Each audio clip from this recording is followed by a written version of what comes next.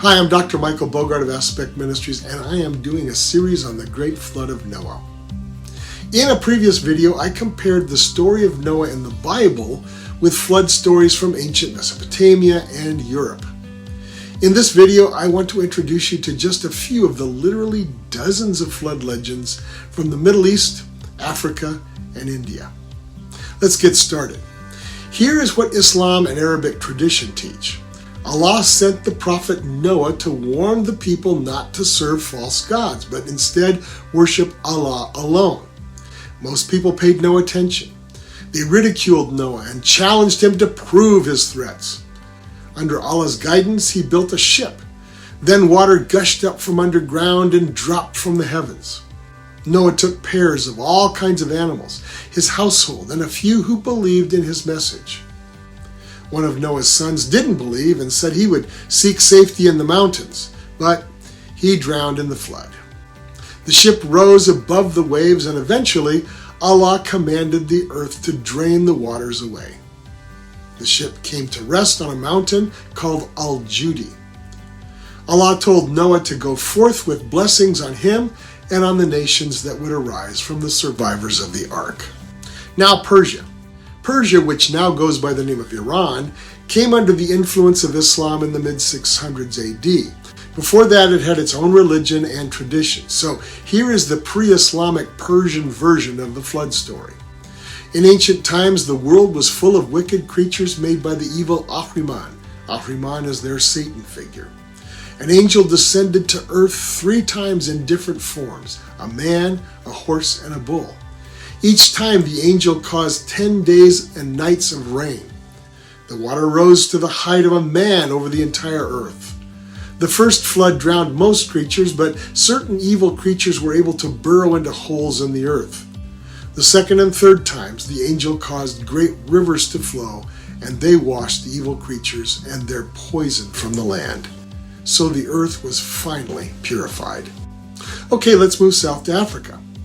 The Yoruba people of Nigeria have this story. Now keep in mind that there are several names in the story beginning with the letter O, so listen carefully. In the ancient times, the world was ruled by the high god Olorun. Olokun, the divine spirit of the sea, became angered and humiliated by other spirits whom he believed were trespassing on his domain. So when the land spirit Obatala was resting in the sky, Olokun sent waves against the land, flooding the low areas. And this created marshes, destroyed fields, and drowned many people. Nearly all of Obatala's work was destroyed, and the people appealed to Obatala for help. Since it seemed that he could not hear them, they prayed to another spirit called Ishu, who happened to be on earth at the time. They asked him to tell Obatala what was happening. But Eshu refused to do so without proper sacrifice. So, after bringing him the proper sacrifices, Eshu departed and told Obatala of their plight. Obatala sent a diviner and magician called Orunmila, who used his arts to weaken Olokun's waves and dry the land. The people begged Orunmila to stay with them a while and help them understand the will of the high god Olorun. So, earthly order was restored after he did so. Here's the story of the East African Maasai tribe. There was a righteous man named Tumbainat, who had a wife named Napinde, and 3 sons, Oshomo, Bartimaro, and Barmeo. Tumbainat also married his brother's wife when his brother passed away, and she also bore him 3 sons, but there was dissension among the 2 wives and their children. In those times, the world was filled with people, but the people were sinful and ignored God. However, even with all of the bad things people were doing, murder was still unknown. One day, a man named Nambija cast away even that restraint and murdered a man named Swage. This caused God to decide that mankind had transgressed too far and must be destroyed, all except for Tumbainat, who found grace in his eyes.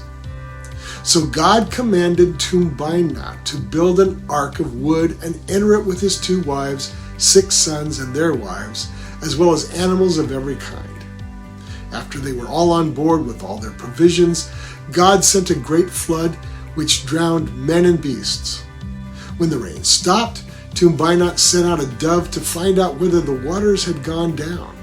The dove returned without finding a place to rest. Then he sent out a vulture which returned showing signs that it had feasted on something dead. So Tumbainat understood that the waters were receding. Finally, the ark grounded on a vast plain. When Tumbainat came out, he saw 4 rainbows, one in each quarter of the sky, which proved that God's wrath was finished. The Pygmies live in Central Africa. They share this story. From his perch in a tree, a chameleon lizard heard a strange noise, like water running. And that was odd since there was no water in the world at the time. So he cut open the trunk of a tree and water gushed out in a great flood that covered the whole earth. The first man and woman emerged from that flood. I'll bring this video to a close with this quick story from India. The majority religion of India, of course, is Hinduism, and it has a flood story recorded in several ancient pieces of literature, and it's intertwined with something called the Code of Manu. The Code of Manu is a set of instructions for proper human living given in antiquity after the Great Flood by the sage Manu. Manu is equivalent to the biblical Noah and is seen in Indian legend as the ancestor of all modern people. In other words, Manu is the source of man. According to the story, Lord Vishnu, the deity who oversees the universe, decided to destroy the earth with a flood. But he also determined to start over with a few survivors. So, Vishnu incarnated himself as a fish called Matsya to guide the righteous Manu in surviving the coming deluge. The fish instructed Manu to build a huge boat and fill it with animals, plants, and to embark with his daughter. Manu was preserved from the rising floodwaters, and eventually the boat rested on a high mountain. When the waters receded, Manu exited the boat and offered sacrifices and gifts in thanksgiving for his salvation. Now, I pointed out in a previous video that the Gypsy flood legend also contains this fish motif. And this makes a lot of sense because the Gypsies originated in India sometime before the Middle Ages when they migrated west into Europe. Okay, so much for this video. In the next video on ancient flood legends, we'll take a look at some from South and East Asia and the Pacific. We'll see you then. This is Dr. Michael Bogart with Aspect Ministries.